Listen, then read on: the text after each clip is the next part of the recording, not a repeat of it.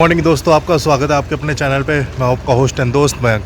आज मैं लेकर आया हूँ आपको महाराष्ट्र में ज्योतिर्लिंग दिखाने, जिसका नाम है ग्रिनेश्वर ज्योतिर्लिंग, जो कि है औरंगाबाद से करीब 30 किलोमीटर दूर विरोल में। और यहाँ पर आपका जो पहुँच सकते हैं वो है आपका नियरेस्ट जो रेलवे स्टेशन है वो औरंगाबाद है। वहाँ से आपको टैक्सी या बसेस मिल जाएंगे। अभी बसों की स्ट्राइक चल रही है, बहुत दिक्कत हो रही है। इधर शिरडी से मेरे को यहाँ पहुँचने में काफ़ी दिक्कत हुई है। तो आप लोग जो है अपने कन्वेंस से आना, अगर आप आ रहे हैं तो। नहीं तो यहाँ पे प्राइवेट ही, जैसे पीछे आप देख रहे हैं जिस टाइप की जीप चल तो रही है, और ये बस पूछिए मत कैसे फेयर मांग रही है। चलिए अब मैं आपको दर्शन कराता हूँ। अंदर कैमरा अलाउ नहीं है तो अंदर की तो वीडियो शूट होएगी नहीं। मैं बाहर से आपको मंदिर दिखाता हूँ, कहाँ से एंट्रेंस है और क्या है, और इसकी स्टोरी सुनाता हूँ मैं आपको। चलिए चलते हैं। उत्तराधिकारी महामंडलेश्वर स्वामी श्याम श्री जी महाराज की जय, बजरंगबली की जय।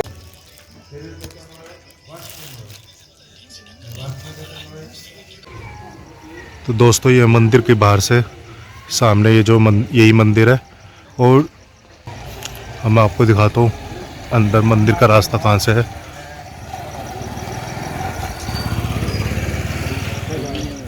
यहाँ सब बाहर खाने पीने की काफ़ी दुकानें आएंगी।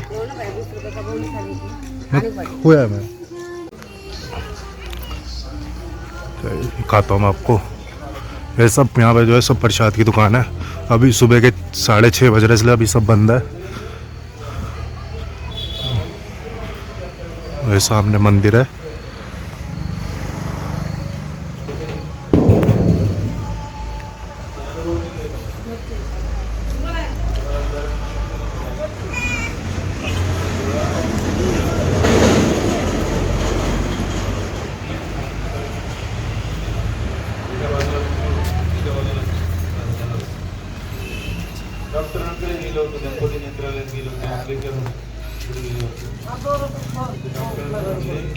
भैया चलो सर दीड महिना टाकले, एक दिवस 1.5 महिन्यानंतर इथं आलो, आईला घेऊन आलो.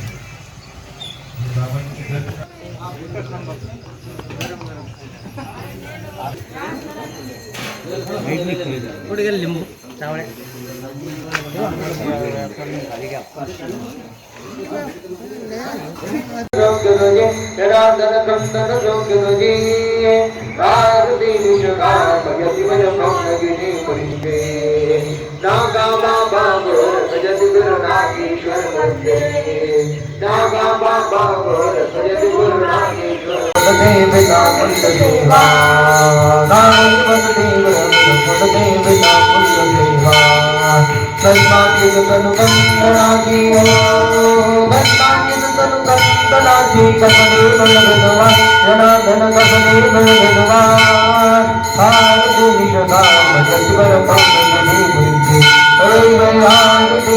दोस्तों, मैं अंदर दर्शन करके आया। मंदिर पूरा खाली था, बहुत ही अच्छे दर्शन हुए, और अंदर काफ़ी अच्छा मंदिर बनाया गया है। और ये करीब 1600 साल पहले का मंदिर बना हुआ है। दीवारों पे भगवान के जो है चित्र बने हुए हैं, यानी कि पत्थर में ही जो है बना रखा है।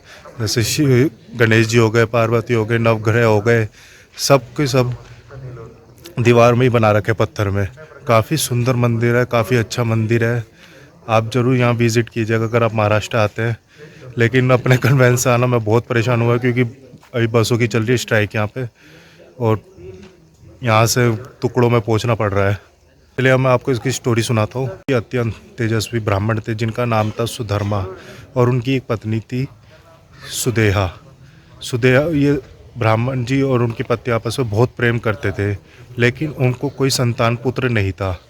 तो उन्होंने जो अपनी जन्मपत्री कुंडली जो है कई ज्योतिषों को दिखाई, लेकिन उनके पत्नी को पुत्र जो था पुत्र प्राप्ति नहीं था, पुत्र प्राप्ति का कोई सुख नहीं था। तब ब्राह्मण जी की पत्नी ने, सुदेहा ने कहा ब्राह्मण जी को कि आप मेरी छोटी बहन से विवाह कर लीजिए। उसने बहुत ब्राह्मण जी ने पहले तो मना कर दिया, लेकिन सुदेहा के बार बार कहने पर अत्यंत प्रयास करने पर ब्राह्मण जी मान गए और उन्होंने उसकी छोटी बहन गुष्मा से विवाह कर लिया। थोड़े दिनों बाद गुष्मा जो थी वो भगवान शिव की बहुत बड़ी भक्त थी। वो रोज़ 101 शिवलिंग बनाती थी और उसे फिर तालाब में विसर्जित करती थी। शिव जी की उस पर बहुत ही बड़ी कृपा थी और बहुत बड़ी वो भक्त थी शिव जी की। शिव जी ने के आशीर्वाद से उनके एक पुत्र ने जन्म लिया। दोनों बहनों का जो है खुशी का ठिकाना नहीं रहा और काफ़ी दोनों ने खुशियाँ मनाई, मिठाई बांटी, काफ़ी खुश हुए। इसके बाद घर में जो है धीरे धीरे जो है वो खाली गुष्मा की बात सुनी गई, उसी की मन की होने लगी, जिससे सुदेहा को जो है बहुत उसको जलन होने लगी और वो उसके दिल में बैठ गई, घर में बैठ गई कि वो बार बार वही बात सोचती थी। तो वो उसके दिल और दिमाग में बैठ गई कि अब तो उसकी बहन की घर में चलती है। कि दिल में जब ये बात बैठ गई तो उसके दिमाग में गलत विचार आया और उसने अपनी बहन के पुत्र को मारने की कोशिश करी, मार ही दिया और उसको वहीं उसी तालाब में ले जाके बहा दिया जहाँ गुष्मा जो है 101 शिवलिंग जो है विसर्जित किया करती थी। वहीं पे उसने वहाँ जाके अपने उसके बेटे को बहा दिया। जब घर में ये बात पता चली तो गुष्मा और उसकी बहू बहुत रोई, रो लेकिन गुष्मा ने अपना भगवान शिव पे जो है विश्वास नहीं छोड़ा और वो उस दिन भी उसने उसी तरह पूरी पूजा करी, 101 शिवलिंग बनाए, उसे ले जाके तालाब में विसर्जन किया। जैसे उसने तालाब में विसर्जन किया तभी वहाँ से उसका पुत्र बाहर निकल आया और वो सीधा उसके चरणों में गिर गया, मानो कि जैसे वो जो है कहीं घूम कर आया हो। तभी वहाँ पे भगवान शिव जी भी प्रकट हुए और भगवान शिव जी जो थे वो उसकी बड़ी बहन से बहुत क्रोधित थे। वो उसका गला काटना चाहते थे, सर काटना चाहते थे, लेकिन जो है गुष्मा ने मना कर दिया। उसने अपने शिव जी से प्रार्थना की कि उसकी बहन को छोड़ दे और भगवान शिव ने उसकी पूजा, उसकी आराधना को स्वीकार किया और उसे 2 वर मांगने के लिए कहे। पहला वर तो उसने अपनी बहन की जो है कि उसका माफ़ कर दे वो मांगा और दूसरा वर जो मांगा वो कहा कि आप यहीं पर इसी जगह आप स्थापित हुए ज्योतिर्लिंग के रूप में और यहाँ पे जो भी भक्त आते हैं उनकी पे कृपा बनाए, उन पे सदा कृपा बनाए, उनको खुशी खुशी यहाँ से भेजे। शिव भक्त दुष्मा के आराध्य होने के कारण ही इनका नाम घृण्येश्वर महादेव पड़ा। इसे घृण्येश्वर महादेव के नाम से भी जाना जाता है।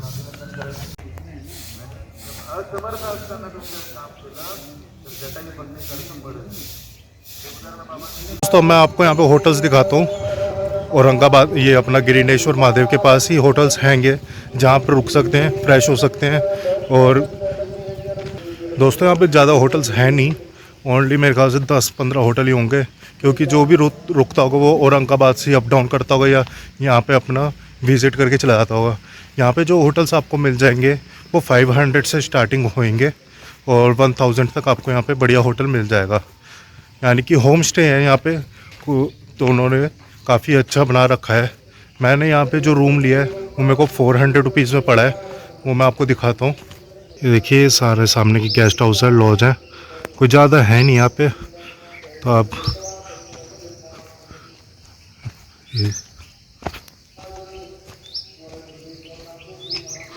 एंड पार्किंग फैसिलिटीज़ भी है यहाँ पे।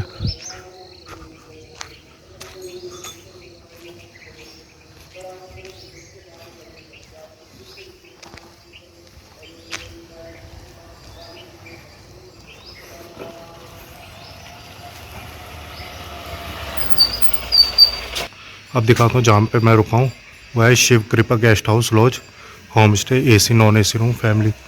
और ये सामने ये होटल है जहाँ पे आप रुक सकते हैं। तो दोस्तों ये रूम है, कुछ खास नहीं है, सिंपल रूम्स हैं और ये आपको 300 तक दे देंगे आप जहाँ बार्गेनिंग करेंगे तो आप पे।